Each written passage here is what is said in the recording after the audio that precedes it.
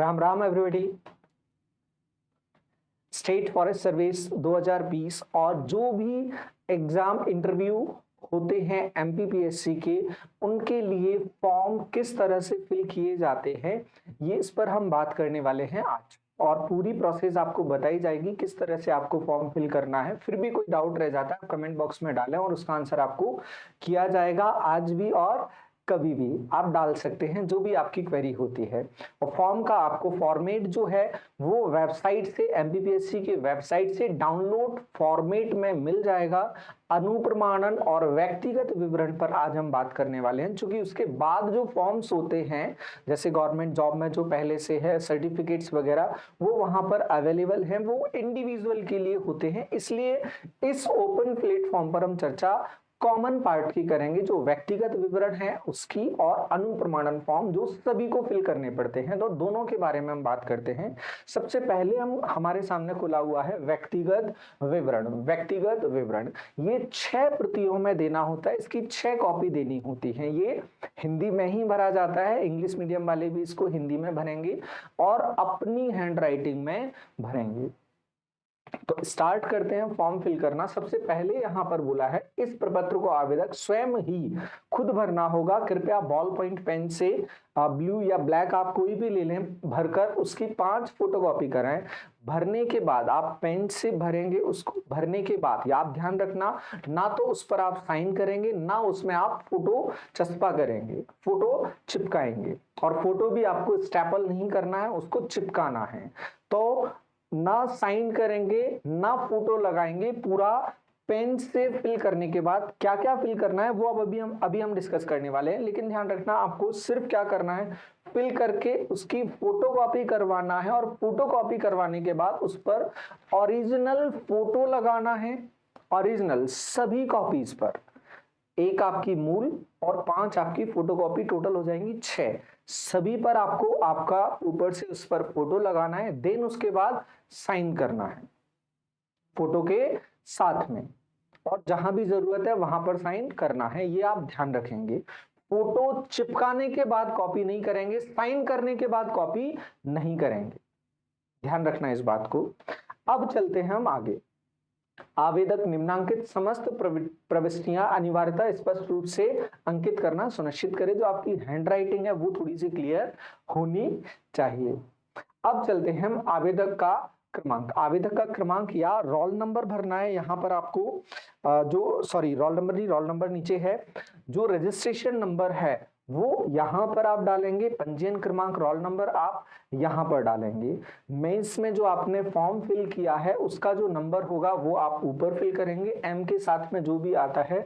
और यहाँ आपका रोल नंबर आप डालेंगे जो शुरू से एंड तक सेम रहता है। एग्जाम इंटरव्यू डेट, साक्षात्कार तिथि आप छोड़ देंगे खाली। और विज्ञापन क्रमांक, विज्ञापन क्रमांक जब हम अपना नोटिफिकेशन खोलेंगे उस पर जो लिखा रहता है, जैसे एग्जाम्पल के तौर पर जो विज्ञापन क्रमांक है, अभी नोटिफिकेशन हमारे पास नहीं, आप नोटिफिकेशन जाके खोलोगे उसमें बिल्कुल स्टार्टिंग में ही लिखा रहता है। तो विज्ञापन क्रमांक आप भरें। अगर आपको नहीं मिल रहा है तो जो आप फॉर्म फिल कर रहे हैं, जिस इंटरव्यू के लिए कर रहे हैं, आप उसका लिखकर कमेंट करें, हम आपको वो कमेंट बॉक्स में डालकर दे देंगे, तो वो प्रॉब्लम सॉर्ट आउट हो जाएगी। अब हम आगे चलें। परीक्षा का नाम, परीक्षा का नाम जैसे अभी हम लोग ये वीडियो बना रहे हैं स्टेट फॉरेस्ट सर्विस 2020 के लिए, तो यहां पर लिखा जाएगा मध्य प्रदेश राज्य वन सेवा परीक्षा, मध्य प्रदेश राज्य वन सेवा परीक्षा 2020, मध्य प्रदेश राज्य वन सेवा परीक्षा 2020 लिखा जाएगा यहां पर। देन उसके बाद आगे पढ़ेंगे। पद का नाम हो जाएगा, विभाग का नाम मध्य प्रदेश वन विभाग, मध्य प्रदेश वन विभाग, मध्य प्रदेश राज्य वन विभाग, मध्य प्रदेश राज्य वन विभाग, जिसकी भर्ती ये है। फिर आवेदक का नाम, अगर आप सिविल से भर रहे हैं तो वहां भरा जाएगा मध्य प्रदेश राज्य सामान्य प्रशासन विभाग। मध्य प्रदेश, अगर आप सिविल के लिए भरने वाले हैं तो मध्य प्रदेश सामान्य प्रशासन विभाग भरा जाएगा। फिर आवेदक का नाम हिंदी में अंग्रेजी में दोनों, इसमें कोई खास बात कुछ भी नहीं है। जो भी इंफॉर्मेशन आपको भरनी है कोशिश करना 10th की मार्कशीट से वो अगर इंफॉर्मेशन आप लोगों की मैच नहीं करती है या स्पेलिंग वगैरह एरर है या थोड़ी बहुत एरर है तो आपको बहुत परेशान होने की जरूरत नहीं है। जो फर्जी लोग हैं उन्हें परेशान होने की जरूरत है। यदि आप जेन्युइन हैं आप बिल्कुल भी परेशान ना हो, सारी चीजें अपडेट हो जाती हैं। आपको वहां सिलेक्शन के लिए बुलाया गया है, बाहर करने के लिए नहीं। जो स्टेजेस होते हैं, जो एग्जाम्स होते हैं वो बाहर करते हैं, ना कि डॉक्यूमेंट्स बाहर करते हैं। डॉक्यूमेंट्स में आपका अगर ब्लंडर है, आप योग्य नहीं है तो आपको बाहर किया जाएगा। जैसे आपने ओबीसी या ट्राइब से फॉर्म भर दिया है, आपके पास कास्ट सर्टिफिकेट नहीं है तो आपको बाहर कर दिया जाएगा। आपने ईडब्ल्यूएस से भर दिया है, वहां पर आपका सर्टिफिकेट नहीं है, वो आपको बाहर कर सकता है। ये खास चीजें हैं जो बाहर करती हैं। आप एलिजिबल नहीं है एज को लेकर या फिर जो ग्रेजुएशन है उसको लेकर, इन कंडीशंस में आपको बाहर किया जाएगा। छोटी मोटी चीजों पर आपको बाहर नहीं किया जाएगा। जिनसे आपके सिलेक्शन पर फर्क पड़ता है, सपोज आपके फादर के नाम की स्पेलिंग जो है उसमें पीछे ए नहीं लगा है और मार्कशीट में लगा है तो आपको बाहर कर दिया जाएगा, ऐसा नहीं है। थोड़ा सा निश्चिंत रहें, कूल डाउन रहें। और वो अमेंड करने के लिए आप दे सकते हैं। आप ऑनलाइन एप्लीकेशन अमेंडमेंट के लिए होती हैं, जो डॉक्यूमेंट्स हैं वो ऑनलाइन हो रहे हैं। नहीं है तो आप अपने डॉक्यूमेंट्स को ऑनलाइन करवा लीजिए, जिससे आपका वेरिफिकेशन थोड़ा सा इजी हो जाएगा ऑनलाइन वेरिफिकेशन में। तो यहाँ होगा, ये सारी इंफॉर्मेशन आ जाएगी। फिर उसके बाद पूछा जाएगा मध्य प्रदेश, क्या आप आवेदक मध्य प्रदेश के घोषित आरक्षित श्रेणी का सदस्य है नहीं। ये बिल्कुल नॉर्मल और जनरल इंफॉर्मेशन पहले पेज पर है। तो पहले पेज में ऐसा कुछ भी खास नहीं है। आवेदक का मध्य प्रदेश, ठीक है, ठीक। आवेदक का वर्तमान डाक पता और स्थायी पता, आप लोग कोशिश करें कि वर्तमान डाक पता और स्थायी पता आप एक ही डालें, जिससे एड्रेस में आपको ज्यादा सोचना ना पड़े। एड्रेस में ज्यादा सोचना नहीं पड़े। भले आप इंदौर, भोपाल, ग्वालियर, जबलपुर, रीवा, किसी भी शहर में रह के आप तैयारी कर रहे हैं, यदि आपके पेरेंट्स वगैरह वहां साथ में हैं और एड्रेस आपका चेंज हो गया है तो आप जरूर उसको लिख दें, वर्तमान पता और स्थायी पता अलग अलग। अदरवाइज कोशिश करें दोनों को सेम करेंगे, जहां पर पेरेंट्स वगैरह रहते हैं वही आप डालकर चले तो बेहतर होगा। तो वर्तमान पता और स्थायी पता, वर्तमान डाक के लिए रहता है और स्थायी पता जहां आप परमानेंटली रहते हैं। आवेदक का आधार कार्ड नंबर, ये आप जरूर डालें, वेरिफिकेशन में इशू नहीं होगा क्योंकि इस पर केवाईसी हो जाता है। आवेदक का आधार कार्ड, आवेदक का ईमेल आईडी, ये भी जरूर डालें आप, इस पर आपको इंफॉर्मेशन इंटरव्यू की भेजी जाती है। देन हम आगे बढ़ेंगे, मोबाइल नंबर आप अपना डालें। अब यहाँ पर दो ऑप्शंस दिए गए हैं, आप चाहें दो मोबाइल नंबर डाल सकते हैं, अदरवाइज एक भी डालेंगे तो भी चलेगा। इंफॉर्मेशन आप ध्यान रखेंगे, आपको इंफॉर्मेशन भरनी है असेंडिंग ऑर्डर, बढ़ते क्रम में। पहले 10th, फिर 12th, फिर ग्रेजुएशन, फिर अगर पीजी है और कुछ है, इस तरह से आप बढ़ते क्रम में या ईयर वाइज भी आप इंफॉर्मेशन डाल सकते हैं जो आगे बढ़े। जैसे आपका ग्रेजुएशन, आपका 10th हुआ है 2012 में, 12 में 10th हुआ है, फिर उसके बाद 14 में 12th हुआ है, 17, 18 में आपका ग्रेजुएशन हुआ है। तो इस तरह से आप उसे फिल करें एक के बाद एक, और 10th से आप लोगों को स्टार्ट करना है। हाई स्कूल, अच्छा अच्छी चीज है कि यहाँ पर दिया भी हुआ है, हाई स्कूल का दिया है, इंटर का दिया है, ग्रेजुएशन का, पीजी का। फिर अगर आपको लगता है और कुछ आपको भरना है तो उसके लिए भी आपको अन्य वांछित अर्हता कुछ भी अगर रिक्वायर्ड है, वैसे तो यहाँ पर कुछ रिक्वायर्ड नहीं है, साइंस की डिग्री है जो आप पहले ही भर चुके हैं। आपको अगर भरना है तो और नीचे दिया है, आप बीएड हैं, पीएचडी हैं, जो भी एक्स्ट्रा आपके पास है आप चाहें उसको यहाँ फिल कर सकते हैं। ये इंटरव्यूअर के लिए, क्योंकि ये व्यक्तिगत विवरण है और व्यक्तिगत विवरण इंटरव्यूअर के लिए थोड़ा से ऑप्शंस खोलता है। आप मॉक के लिए आएंगे, अगर आपने यहाँ फिल किया है कुछ भी, तो अगर मन करेगा, अगर इंटरव्यूअर का इंटरेस्ट है उस फील्ड में, तो वो थोड़े बहुत क्वेश्चन पुट अप होंगे और वो उस लेवल पर चले भी जाते हैं फिर क्वेश्चन। अब चले हम आगे, अगर आप डिपार्टमेंट में हैं तो उसके लिए अगला जो पार्ट है वो आ जाता है। यदि आप डिपार्टमेंट में नहीं हैं तो आप लिख सकते हैं, इस पर कुछ भी आप लिखें चलेगा। या तो आप लिख दें लागू नहीं, इस तरह से लिखकर, लागू नहीं लिखकर आप इस तरह से इसको छोड़ सकते हैं, या लागू नहीं की जगह क्या भर सकते हैं, निरंक। निरंक खाली छोड़ा है, कुछ भी नहीं है, निरंक लिख सकते हैं या लागू नहीं, दोनों में से आप कुछ भी भरें चलेगा। इसमें बहुत ज्यादा परेशान होने की जरूरत नहीं है। जो सामने इंटरव्यूअर है उनको पता है कि इसमें कुछ भी नहीं भरना था आपको, इसलिए आपने ये फिल कर दिया है। तो दोनों में से कुछ भी चूज करके आप भर सकते हैं, निरंक लिख बेहतर है। इसको आप निरंक छोड़ देंगे। यदि आप सर्विस में नहीं है, सर्विस में है तो उसको भरना पड़ेगा। फिर शासकीय, अर्धशासकीय या अशासकीय पद पर सेवारत हैं तो उसके लिए हो जाएगा ये। फिर उसके बाद तीसरा आ जाएगा, किसी संस्था या विभाग में किसी पद पर हैं, राज्य सेवा को छोड़कर बाहर कहीं भी हैं, उसका विवरण यहां पर आ जाएगा। यदि आयु सीमा में छूट चाहते हैं, एग्जेम्पशन चाहते हैं, जो स्टेट के लोग हैं, मध्य प्रदेश से हैं, उन पर ये लागू होता है। यदि नहीं चाहते हैं तो उसको आप क्या कर देंगे, छोड़ देंगे, नहीं लिख देंगे। आधार वगैरह क्या हो जाएगा, आपका प्रमाण पत्र हो जाता है। क्या आप भारत के नागरिक हैं, हाँ, ये तो बहुत सामान्य जानकारी है जो हाँ और नहीं में देनी है, और नहीं अगर है तो फिर नीचे कुछ भी लिखने की जरूरत नहीं है।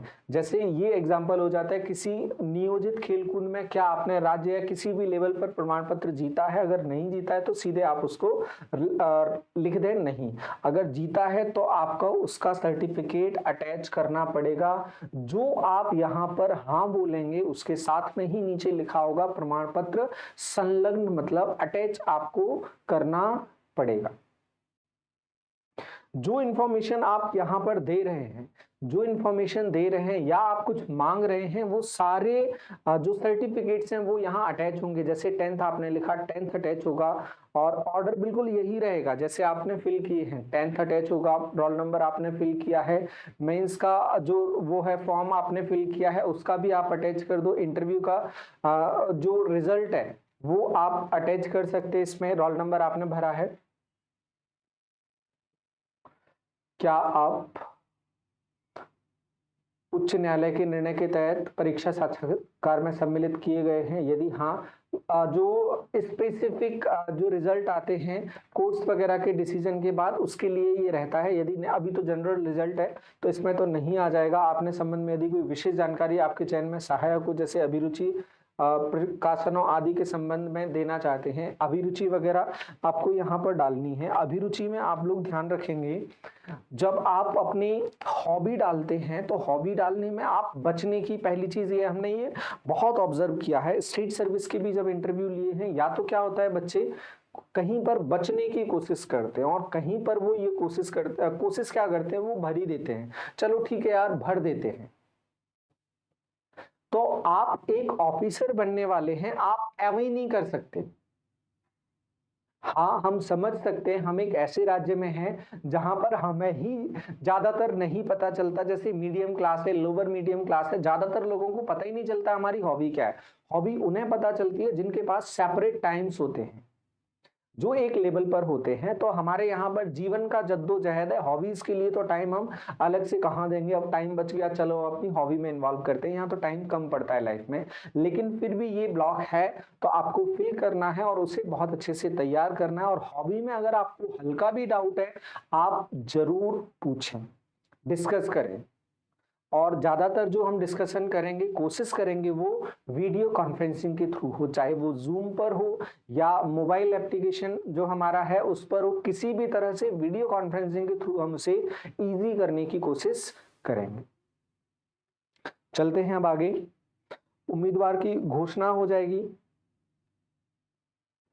घोषणा में कुछ भी नहीं, डेट, जिस डेट को आप फॉर्म भर रहे हैं, प्लेस आप अपना होम का डाल सकते हैं, उम्मीदवार के हस्ताक्षर, उम्मीदवार का नाम, बिल्कुल सीधा सीधा। ये हो जाता है आपका व्यक्तिगत विवरण। व्यक्तिगत विवरण का फॉर्म यहां पर आपका ये कंप्लीट हो जाता है 5 पेज में। अब हम चलेंगे, इसके बाद हम चलेंगे अनुप्रमाणन पर।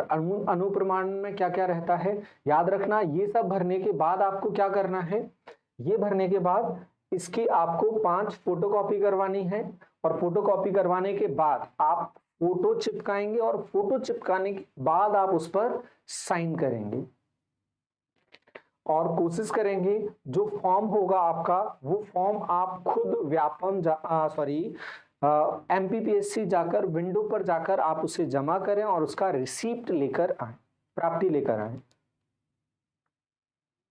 हालांकि वहां भी आप जाओगे, वहां भी बंद लिफाफे में फॉर्म जमा होता है, एनवेलप आपका बंद करके ही जमा किया जाता है, लेकिन फिर भी बेहतर है।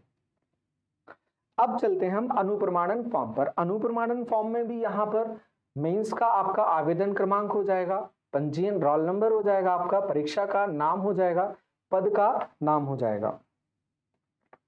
इसमें आवेदन क्रमांक, हाँ ठीक है, एक बार आवेदन क्रमांक फिर रोल नंबर, परीक्षा का नाम हो जाएगा मध्य प्रदेश राज्य वन सेवा परीक्षा 2020, या सिविल दे रहे हैं जिस भी ईयर का है वो ईयर आ जाएगा, मध्य प्रदेश राज्य सेवा परीक्षा, मध्य प्रदेश राज्य सेवा परीक्षा 19, 20, 21 जिसके लिए भी आप करना चाहते हैं। फिर पद का नाम, हाँ पद का नाम आपको ध्यान से भरना है। पद का नाम आपको भरना है विज्ञापन में वर्णित समस्त पद, विज्ञापन में वर्णित समस्त पद लिख दिया जाए आपको। यहां पर भी आपको अलग अलग पद हैं, तो विज्ञापन में वर्णित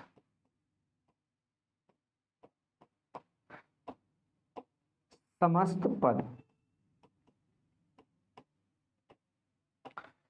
और एक बात आप ध्यान रखना, जो इंटरव्यूअर हैं, इंटरव्यूअर आपकी छोटी छोटी गलतियों को भी मार्क करने वाले हैं, तो आप जो लिखेंगे ना, आपके लिखने में जो अशुद्धियां भी होंगी ना वो भी सामने वाले तक डिलीवर होंगी। तो लिखने में जो बिंदी है, मात्राएं हैं, उनका थोड़ा सा आप ध्यान रखेंगे। अब चले हम आगे। चूंकि यहां पर रेंजर एसीएफ दोनों लिख आ जाती हैं वैकेंसीज, 3 पद हैं अभी तो सभी हैं, इसलिए यहां पर हम समस्त पद लिखकर आगे बढ़ेंगे।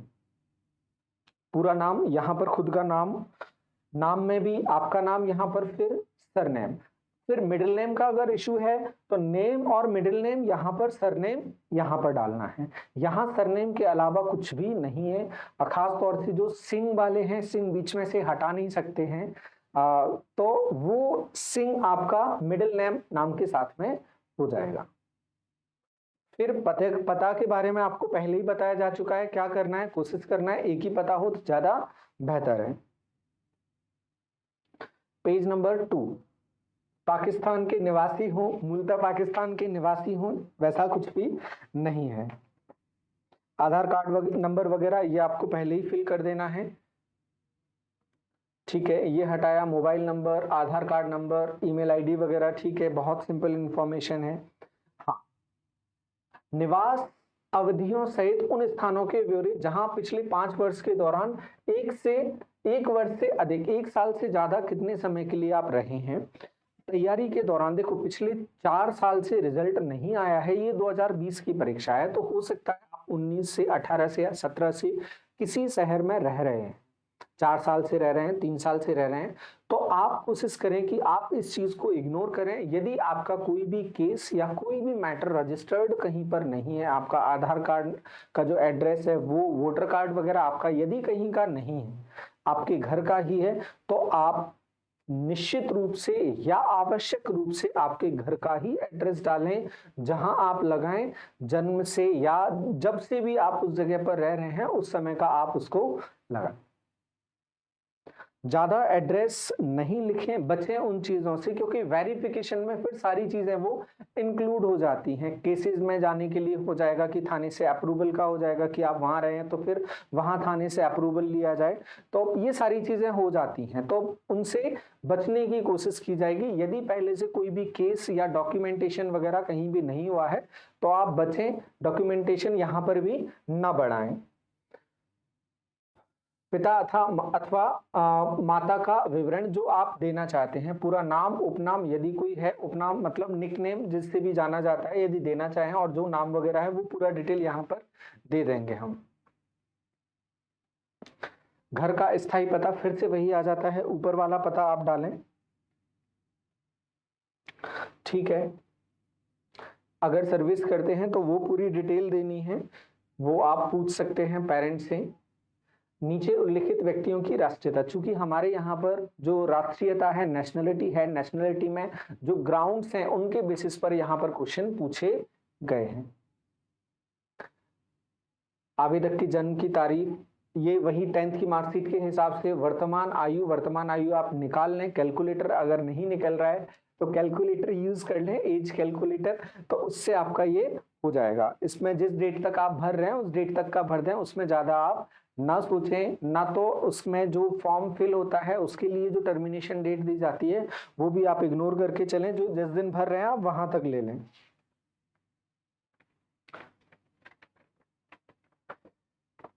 मैट्रिक के समय की आयु पूछ लिया जाएगा तो आप ईयर में भर सकते हैं उसको, वर्ष, माह और दिनांक का छोड़कर। ठीक, ये पता वगैरह का ब्लॉक आ जाता है, कुछ भी खास इसमें नहीं है। फिर उसके बाद धर्म वगैरह का ब्लॉक आ जाता है, इसमें भी ज्यादा टेंशन नहीं है। शैक्षणिक अर्हताएं, फिर यहाँ पर आ जाती है पूरी इंफॉर्मेशन में आपको फिर से क्या देना है, 10th के बाद सारी जो डिटेल है वो आपको डाल देना है। स्कूल से कॉलेज तक का डाल देना है पूरा।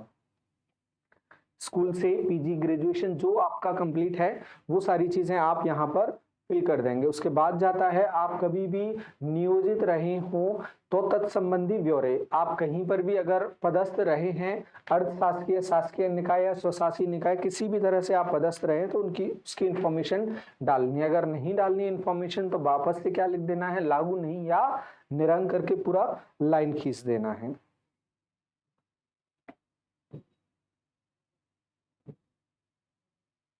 हाँ, आपके यहाँ पर सेवा की अनुशासनात्मक कार्रवाई को लेकर अगर आपके विरुद्ध कोई अनुशासनात्मक कार्रवाई की गई थी, या जब आपकी सेवा समाप्त करने के लिए नोटिस दिया गया था, या बाद में आपकी सेवा के वास्तव में समाप्त होने से पहले तक आपसे किसी मामले में आपके आचरण के लिए स्पष्टीकरण मांगा गया था, यदि हाँ तो विवरण और दस्तावेज देवें।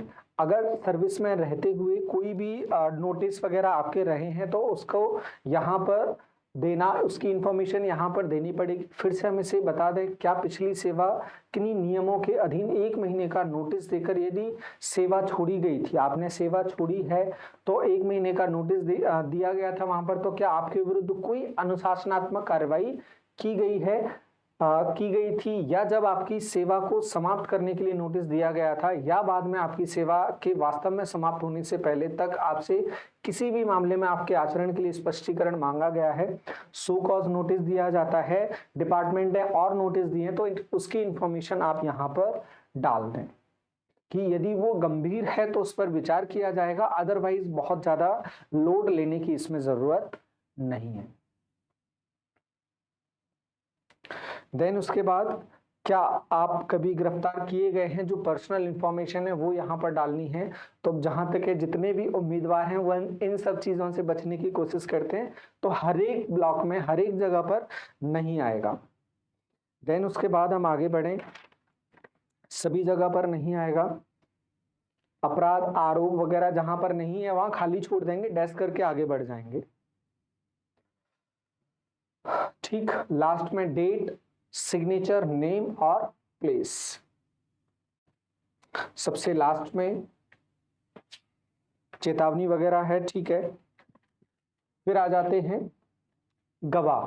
तो आपके 2 घर के व्यक्ति हैं, पड़ोसी हैं, किसी को भी लेकर, मोहल्ले के व्यक्तियों को लिया जाता है, घर के व्यक्तियों को गवाह में नहीं लिया जाता। तो कोई भी 2 मोहल्ले के आसपास रहने वाले व्यक्ति हैं, उनका नाम लिखकर यहाँ पर इसे कंप्लीट किया जा सकता है। जो इंफॉर्मेशन आपके द्वारा दी गई है वो पूरी सत्य है, ये जानकारी देके आप इसे कंप्लीट कर सकते हैं। ये कार्यालय का फॉर्म है, ये ऑफिस भरेगा, बस आपको और ज्यादा नहीं कुछ करना है। अब आपको इसमें भी कोई डाउट लगता है, कहीं पर भी कोई डाउट लगता है तो आप एक बार कंसल्ट जरूर कर लें, तब आप फॉर्म को सबमिट करें। तो जो इन्फॉर्मेशन दी गई है हमारे हिसाब से ये सफिशिएंट है। आपको डाउट हो, एड्रेस लिखने का डाउट हो, कुछ भी हो, एनवेलप कुछ भी डाउट है, आप वो क्वेरी कर सकते हैं।